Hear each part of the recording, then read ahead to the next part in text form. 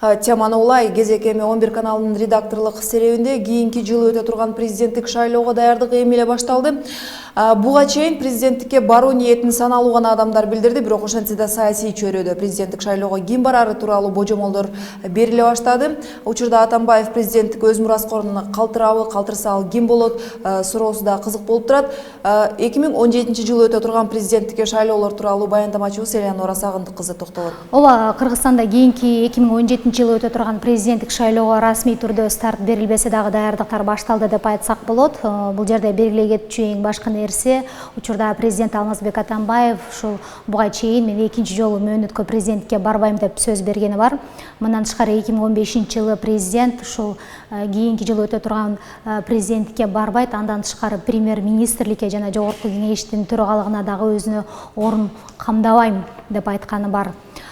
Ушул кийинки жылы президент ким болот деген суроо Кыргызстандагы айрым массалык маалымат каражаттары тарабынан ушул жылдын башында эле көтөрүлгөн жана бул боюнча эксперттер дагы өз ойлорун ортого салганга үлгүрүшкөн.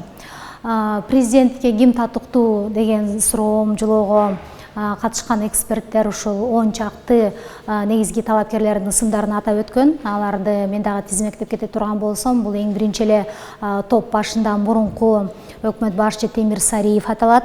Андан тышкары учурда парламентте Республика Ата журт фракциясын жетектеп турган Өмүрбек Бабанов, ошондой эле парламенттеги Кыргызстан жана Өнүгүү прогресс фракцияларынын жетекчилери Канатбек Исаев, Бакыт Төрөбаевдардын ысымдары байма-бай айтылууда. Ошондой эле президенттикке татыктуу деп эксперттер көргөндөрдүн арасында биринчи вице-премьер-министр Алык Карашев бар. Мындан тышкары аялдардан мурунку баш прокурор Аида Салянованын ысымы дагы аталып жүрөт. Ошондой эле ушул 2015-жылы өткөн парламенттик шайлоодо жеңилүүгө учураган саясатчылардын бири Адахан Мадумаровдун дагы ушул президенттикке өз талапкерлигин коет деген пикирлер бар. Ал эми ушул эксперттер тууралуу өзүнчө деталдуу түрдө токтоло кете турган болсом, ушул саясат талдоочу Медет Түлөгенов ушул жогоруда мен атын атап кеткен талапкерлердин ичинен эки негизги атаандаш чыгат жана ал атаандаштар бул Өмүрбек Бабанов жана Темир Сариев деп көрүп жатат. Себеп дегенде Түлөгеновдун пикиринде ушул эки адамда амбициядан тышкары мүмкүнчүлүктөр дагы кенен, финансылык ресурстары ушул саясий кампаниясынын сапаттуу түрдө өткөрүүгө мүмкүнчүлүк түзөт.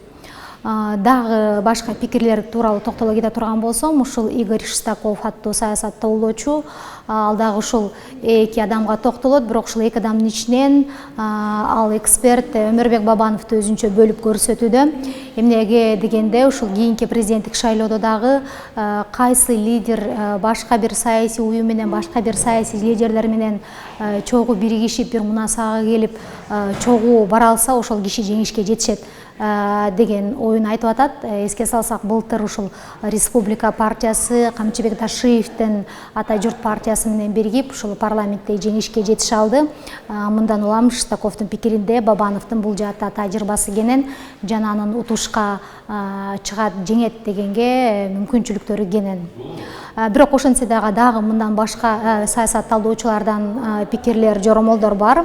Айталык, эксперт Марс Сариевдин пикиринде бийлик сөз түрдө ушул президенттикке өзүнүн даярдап койгон мураскору бар жана ал мураскор, ал талапкер тууралуу акыр аягына чейин айтылбайт. Себеп дегенде көзүрдү ачып коюу аларга пайда алып келбейт деп айтып жатат. Мындан тышкары Сариевдин пикиринде Кыргызстанда саясий айдыңда өзгөрүүлөр абдан бат-баттан тез-тезден өзгөрүлүп турат. Андыктан алдын ала тигил же бул талапкерге баягы орусча айтканда ставка коюу же болбосо ишеним артуу дагы туура эмес деген оюн айтууда. Ошондой эле ушул президентке жарай турган талапкерлердин арасында ошол киши СДПК партиясындагы көзүр саясатчылардын бири Иса Өмүркулов дагы татыктуу деген оюн айтууда. Эсиңиздерге салсам, Иса Өмүркулов учурунда ошол 4-чү чакырылыштагы парламенттин депутаты болгон, андан кийин Бишкек шаарынын мэр катары дагы жетектеп турган. Кыскача айтканда, ушул талапкерлер боюнча бүгүнкү күнгө божомолдор мына ушундай. Кыргызстанда референдум өткөрүп баш мыйзамга өзгөртүү киргизип, мөөнөтүнөн мурда тез арада шайлоо өткөзүп салуу тууралуу бийликтин ойлору бар экени да айтылып жүрөт. Бул боюнча пикирлерге кененирээк токтоло кетсеңер. 6 чакырылыштагы парламенттин депутаттары каникулга чыгаар алдын бир топ мыйзам долбоорун кабыл алганга үлгүрүштү. Ушул алардын бири референдум тууралуу мыйзам. Бул мыйзамды жогорку кеңеште 4 депутат сунуштады. Ал депутаттардын ысымдарын айта кетсем, бул Ата Мекен фракциясынан Өмүрбек Тикебаев жана Алмамбет Шыкмаматов, ошондой эле Бакыт Төрөбаев менен Тынчтык Шайназаровдор. Бул ушул референдум тууралуу мыйзамды сунуштап жаткан авторлор, депутаттар бул жерде ушул мыйзамды конституцияга тууралоо гана максаты жатат деген менен айрым эксперттер, айрым депутаттар аны ушу келе жаткан президенттик шайлоого байланыштырган болчу. Бирок бул депутаттар азыркыга чейин ушул мындай ойлорду, версияларды четке кагууда. Жана айта кетүүчү нерсе, ушул парламентте бул мыйзам долбоору боюнча соңку акыркы чечим кабыл алды дегенге болбойт. Бул биринчи окууда гана жактырылды. Эми ушул күзүндө депутаттар чогулганда ал дагы бир эмес, экинчи окуудан жана үчүнчү окуудан өтүп, анан күчүнө президент тарабынан кол коюлгандан кийин гана күчүнө кирет.